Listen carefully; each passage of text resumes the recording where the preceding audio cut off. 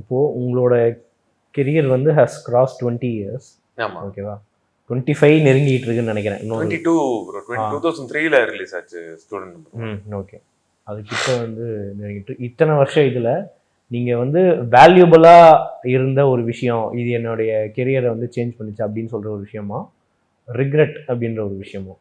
ரிக்ரெட்டுங்கிறது எதுவுமே இல்லை. ஆக்சுவலாக வந்து எனக்கு எல்லாமே நம்ம வந்து எல்லா டிசிஷன்ஸும் அந்த நேரத்தில் சரின்னு பட்ட டிசிஷன்ஸ் தான் நம்ம எடுத்திருப்போம். வேல்யூபிளாக இருந்த ஒரு சேஞ்ச் நான் ஏற்கனவே சொன்ன மாதிரி அந்த படத்துக்கு அப்புறம் அந்த டிஃப்ரெண்டான ஃபிலிம்ஸ் சூஸ் பண்ணுங்கிற அந்த ஒரு தாட் வந்தது. இப்போ கூட நீங்கள் வந்து ட்ரெய்லர் கீழெல்லாம் கமெண்ட்ஸ் நீங்கள் படிச்சீங்கன்னா, இவர் டிஃப்ரெண்டாக சூஸ் பண்ணுறாரு, இவர் படம்னா கண்டென்ட் நம்பி நம்ம படத்துக்கு போகலாம் அப்படிங்கிற மாதிரி நிறைய கமெண்ட்ஸ் நீங்கள் படிச்சிருப்பீங்க.